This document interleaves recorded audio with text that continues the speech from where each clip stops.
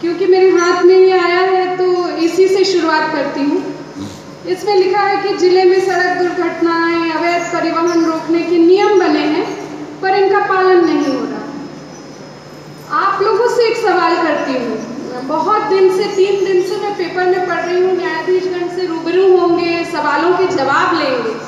एक मेरे सवाल का जवाब दीजिए, हम सबके घरों में कितने मोटरयान अधिनियम का पालन होता है?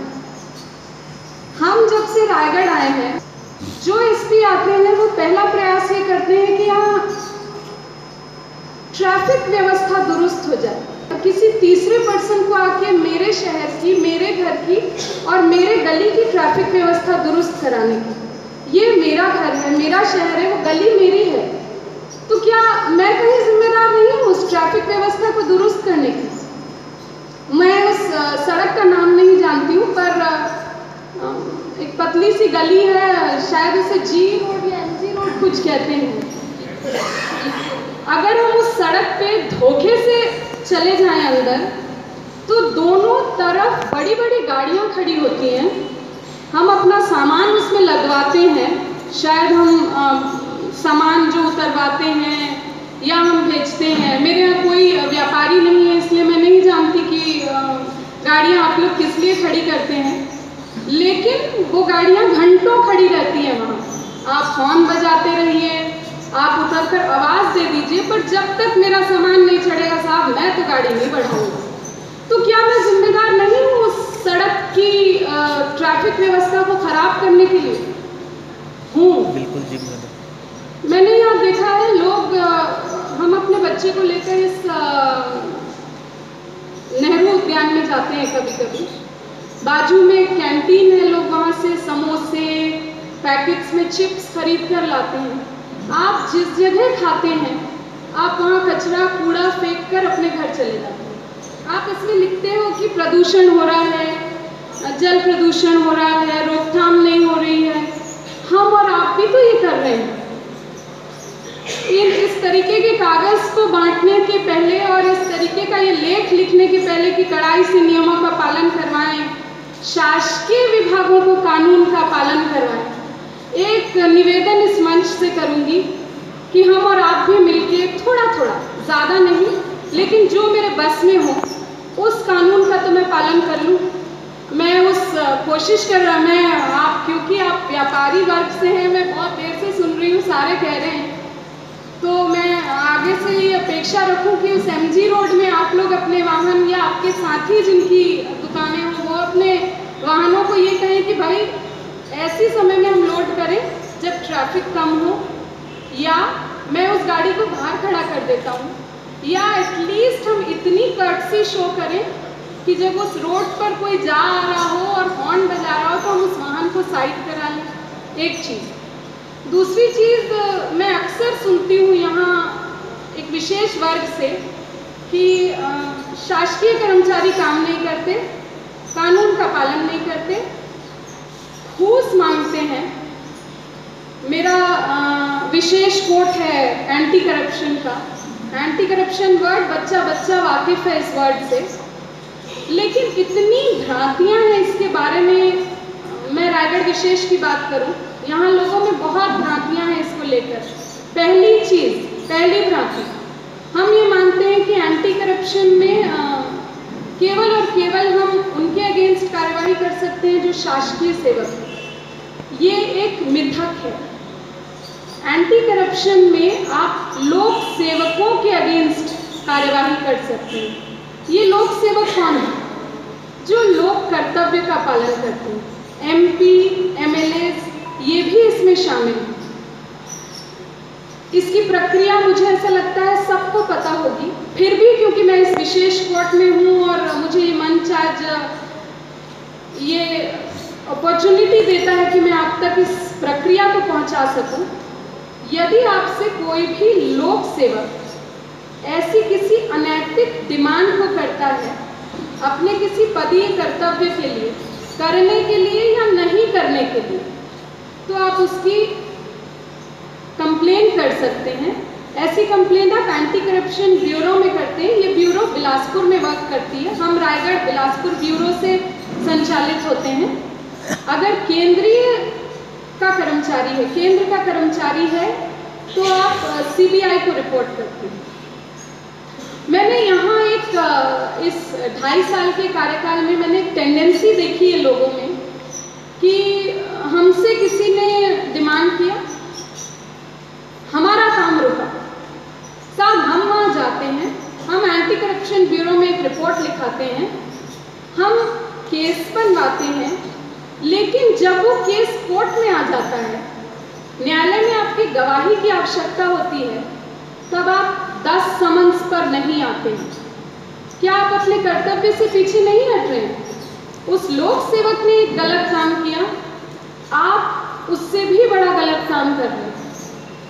आपने सिर्फ अपने एक स्वार्थ सिद्धि के लिए रिपोर्ट लिखाई कि मेरा काम एट द मोमेंट हो जाए, लेकिन उस केस को एंड तक पहुंचाने में आपका सहयोग नील होता है। मैं इस मंच से फिर आपसे एक आह्वान करूंगी कि यदि ऐसे किसी मामले में आप कोई कंप्लेन करते हैं, तो उस कंप्लेन के एंड तक सच्चाई बताने न्यायालय में जाइए। ये सिर्फ एंटी करप्शन के केसेस के लिए नहीं है। हम बहुत बारी कोर्ट में ये देखते हैं कि हम समन्स भेजते हैं, लेकिन जो रिपोर्ट करता है या जो गवाह है उस केस का, वो वहाँ उपस्थित नहीं होता है। ये आप अपने कर्तव्य से मुकर नहीं रहे हैं, बिल्कुल मुकर रहे हैं। फिर आपका राइट खत्म हो जाता है कोर्ट्स के ऊपर उंगली उठाने का कि 20 साल 25 साल केसेस चल रहे हैं। मैं जब से यहाँ आकर बैठी हूँ, मैं एक लाइन सुन रही हूँ कि कोर्ट में केसेस लंबे खींचते हैं। ये शायद आप 2 दशक पहले की बात कर रहे हैं। अगर आज आप वाकई में न्यायालय में जाएं, आपके बीच मैंने 1-2 अधिवक्तागण शर्मा जी बैठे हैं, एक सामने एक जूनियर काउंसिल है। अगर आप आज की डेट में कोर्ट्स की कार्यवाही देखें तो कोई सिविल केस मैक्सिमम 3 इयर्स, बशर्ते पक्षकार सहयोग करें, अदरवाइज साल 2 साल में हर केस का निपटारा होता है। अगर हम रायगढ़ की बात करें तो लास्ट 1 ईयर में यहाँ 10 साल से पुराने केसेस का इतना निपटारा हुआ है कि शायद आज कोर्ट में 20 या 25 प्रकरण से ऊपर प्रकरण नहीं बचे हैं जो 10 साल से ऊपर थे। इसलिए मैं आप लोगों की इस बात से बिल्कुल भी सहमत नहीं हूँ कि कोर्ट में केसेस देरी से निपटते हैं।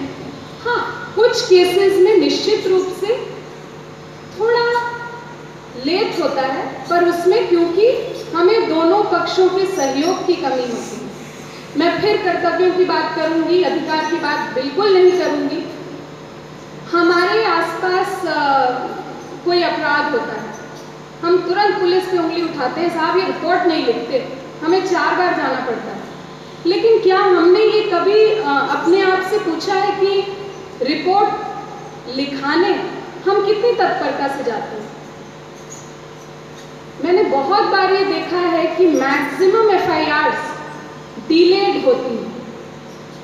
अभी घटना घटी, हम उस पर चर्चा करते हैं, हम पड़ोसियों को बताते हैं, हम अभी समाज में जाते हैं, हमने एक लंबा पीरियड खींच लिया, हम खुद अपने अधिकारों के प्रति जागरूक नहीं हैं। इसलिए मैं क्रिमिनल लॉ में आपका ये कर्तव्य बताऊंगी। राइट आपको बहुत बताए जाते हैं कि आपका राइट है कि जब आप FIR लिखाने जाएं तो पुलिस वाला तत्काल आपकी FIR दर्ज करे। नो डाउट आपका ये राइट है, लेकिन तत्काल FIR करने जाएं ये आपका कर्तव्य है। ये आपका राइट है कि आप जब रिपोर्ट लिखाते हैं तो आपको उसकी एक मुफ्त कॉपी दी जाती है उस FIR की, लेकिन उस FIR के बाद आप वहाँ गवाही देने जाएं, उस प्रक्रिया में पुलिस का सहयोग करें, ये आपका कर्तव्य है। बहुत बार हमने कोर्ट में ये महसूस किया है कि आप ऑन द स्पॉट एक किसी प्रक्रिया के गवाह बनते हैं। हम एग्जाम्पल के लिए लेते हैं कि आप जब्ती के विटनेस बनते हैं। ठीक है, आपके सामने जब्ती की कार्रवाई हुई, आपने उस समय दस्तखत किए, लेकिन जब आप न्यायालय में आते हैं तो आप उस जब्ती को ये कहते हैं कि मुझे आज याद नहीं हुई होगी, मैंने तो पुलिस के कहने पे दस्तखत कर दिए थे। यहाँ आप अपने कर्तव्यों से मुकर रहे हैं।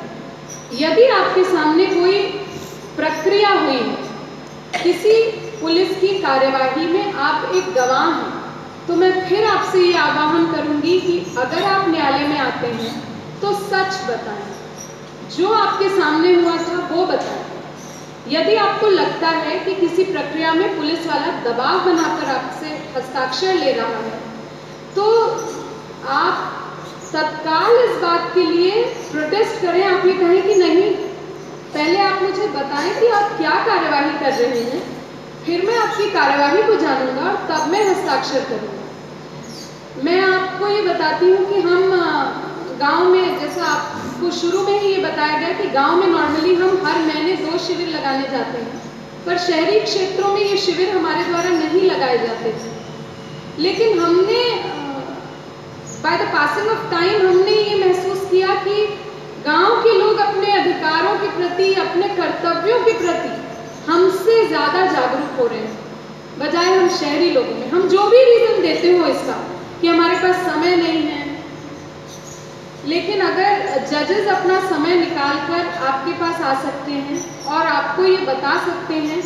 कि क्या हम आपसे चाह रहे हैं, तो आपसे भी ये निवेदन है कि हमारी बताई हुई बातों को, आप में से बहुत से लोग जनप्रतिनिधि हैं, प्लस जो जनप्रतिनिधि नहीं हैं, चैम्बर ऑफ कॉमर्स के जो सदस्य हैं, आपका वास्ता दूर दूर तक लोगों से पड़ता है जो हमारा नहीं पड़ता।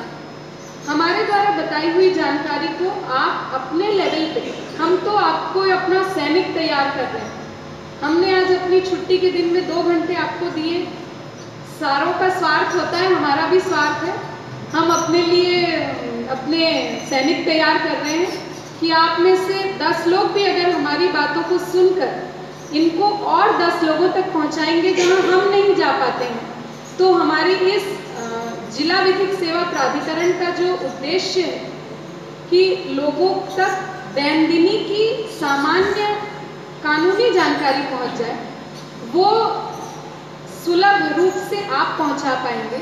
हम आपको कुछ पैम्फलेट्स वितरित करेंगे। मेरी आपसे ये भी एक विनती है कि उन पैम्फलेट्स को आप कोशिश करें, आप सारे किसी शॉप्स को, अगर आपकी कोई शॉप है तो आप कोशिश करें कि उस पैम्फलेट को अपनी शॉप के ऐसे स्थान पर लगा दें जहां आते जाते लोग उसे पढ़ सकें। हमारे लिए वो हेल्प होगी आपकी कि हम ज़्यादा से ज़्यादा लोगों तक वो जानकारी आपके माध्यम से पहुंचा पाएंगे।